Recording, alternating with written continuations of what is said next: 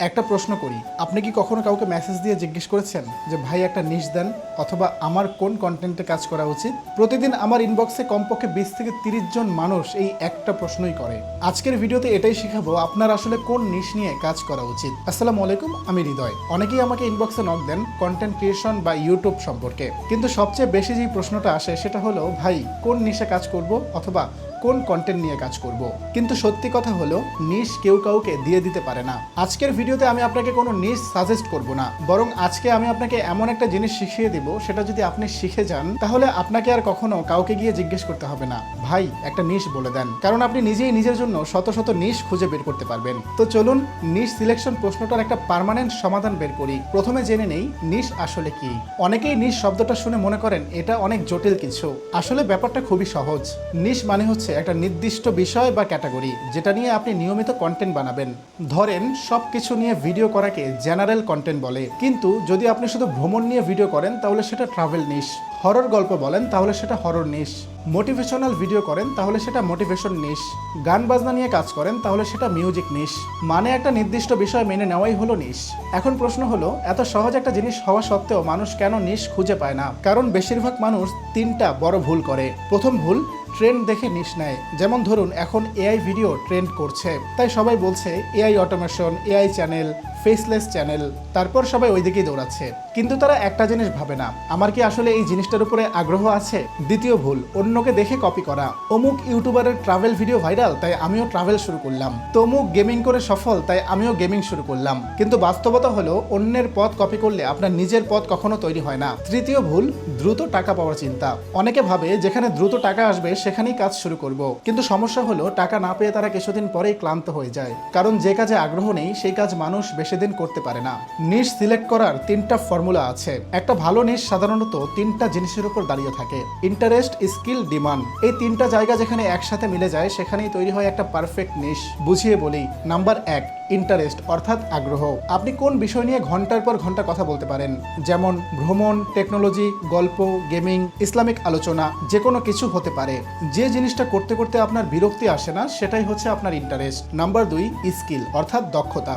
আপনি কোন কাজটা অন্যদের থেকে একটু ভালো পারেন? যেমন সুন্দর করে গল্প বলতে পারেন, ভালো ভিডিও এডিটিং করতে পারেন, মানুষকে মোটিভেট করতে পারেন, ক্যামেরার সামনে সুন্দর করে কথা বলতে পারেন। এই স্কিলটাই আপনার কন্টেন্টকে অন্যদের থেকে আলাদা করবে। নাম্বার 3, ডিমান্ড অর্থাৎ মানুষ কি এটা দেখতে চায়? সবকিছু নিয়েই কন্টেন্ট বানানো যায়, কিন্তু প্রশ্ন হলো মানুষ কি সেটা দেখতে চায়? যেমন tech, motivation, travel, gaming, story, education, এই ধরনের কন্টেন্টের সবসময় একটা অডিয়েন্স থাকে। এখন আমি আপনাকে বাস্তব উদাহরণ দেওয়ার জন্য একটা চ্যানেল দেখাই। এই চ্যানেলটা দেখুন, যেখানে একজন মানুষ ছিঁড়ে যাওয়া প্যান্ট সেলাই করার ভিডিও বানায়। শুধু কাপড় সেলাই করছে, এইটাই কন্টেন্ট, যেটা কিনা একজন সাধারণ মানুষের মাথাতেও আসবে না। ভাববে এটাও কি কন্টেন্ট হতে পারে? যে জিনিস একটা সাধারণ মানুষ ভাবতেও পারে না যেটা একটা কন্টেন্ট হতে পারে, সেই চ্যানেলটারও সাবস্ক্রাইবার সংখ্যা প্রায় 8 লক্ষ। এবং ভিডিওতে নিয়মিত ভিউজ তো আছেই, আবার পপুলার অপশনে গেলে দেখা যায় একাধিক ভিডিও মিলিয়ন মিলিয়ন ভিউজ পেয়েছে। এছাড়াও এরকম বহু চ্যানেল রয়েছে যেখানে জুতা সেলাই থেকে শুরু করে গাছের ডালপাল কেটেও মানুষ কন্টেন্ট বানাচ্ছে। ভাবেন একবার, যেই কাজটাকে আমরা সাধারণ মনে করি সেটাও অনলাইনে একটা মিলিয়ন ভিউর কন্টেন্ট হয়ে যায়। এখান থেকে আমরা একটা বড় শিক্ষা পাই, নিশ বড় না ছোট সেটা গুরুত্বপূর্ণ নয়। গুরুত্বপূর্ণ হলো আপনি কি ধারাবাহিকভাবে কাজ করতে পারছেন। সবচেয়ে গুরুত্বপূর্ণ সত্য, নিশ এমন হওয়া উচিত যেটাতে আপনি 3 থেকে 5 বছর ধারাবাহিকভাবে কাজ করতে পারবেন। কারণ কন্টেন্ট ক্রিয়েশন কোনো স্পিড না, এটা একটা ম্যারাথন। অনেকেই জিজ্ঞেস করে, ভাই কোন নিশে দ্রুত সফল হওয়া যায়? কিন্তু সত্যি কথা হলো, কোনো নিশই দ্রুত সফলতার গ্যারান্টি দেয় না। সফলতা আসে তিনটা জিনিস থেকে: কনসিস্টেন্সি, কোয়ালিটি, টাইম। ইউটিউব বা ফেসবুকে নিশ না, ধারাবাহিকতাই মানুষকে সফল করে। আজকাল সবাই এআই এর পেছনে দৌড়াচ্ছে, কেউ বলছে অটোমেশন, কেউ বলছে ফেসলেস এআই চ্যানেল। কিন্তু একটা কথা মনে রাখবেন, সবাই অটোমেশন করছে বলে আপনাকেও অটোমেশন করতে হবে এরকম কোনো কথা নেই। যদি আপনার স্কিল থাকে তাহলে আপনি অবশ্যই করতে পারেন, কিন্তু যদি আপনার আগ্রহ না থাকে, শুধুমাত্র মানুষ ভালো করছে এটা দেখেই যদি আপনি শুরু করেন, তাহলে আপনি 2 মাস পরেই দেখবেন আপনার আর ভালো লাগছে না, আপনি হাঁপিয়ে যাবেন। তাই দয়া করে অমুক ভাই কি করছে, তমুক ভাই কিভাবে সফল হয়েছে, এগুলো খুঁজে সময় নষ্ট না করে নিজের পথটা নিজেই খুঁজে বের করার চেষ্টা করুন। কারণ নিশ কেউ কাউকে দেয় না, দিতেও পারে না।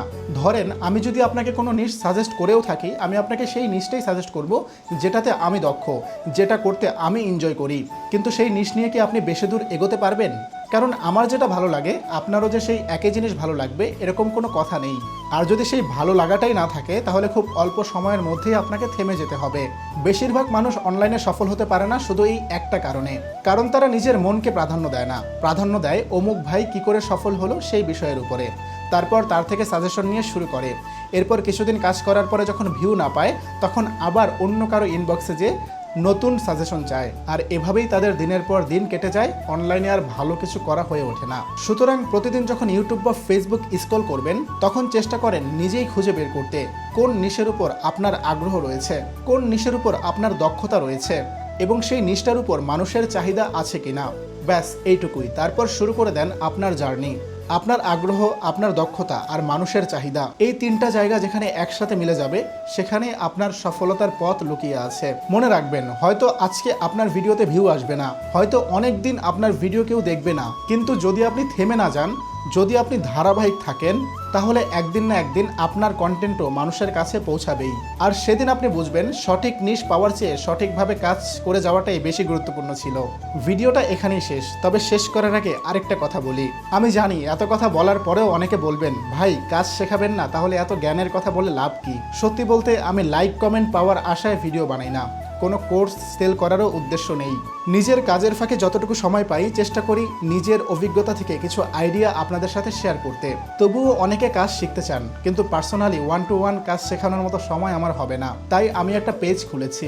আমি চেষ্টা করব সেই পেজে বিভিন্ন চ্যানেলের ভিডিও ব্রেকডাউন দিতে, যেন আপনারা ইজিলি সেই কন্টেন্ট নিয়ে কাজ করতে পারেন। সুতরাং আমার কথাবার্তা বা আইডিয়া শেয়ার করার ব্যাপারটা যদি আপনার ভালো লেগে থাকে তাহলে ফলো করতে পারেন আমার এআর টেক এম্পায়ার পেজটি। সবাই ভালো থাকবেন, আবার ফিরে আসবো অন্য কোনো ভিডিও নিয়ে। সে পর্যন্ত আল্লাহ হাফেজ।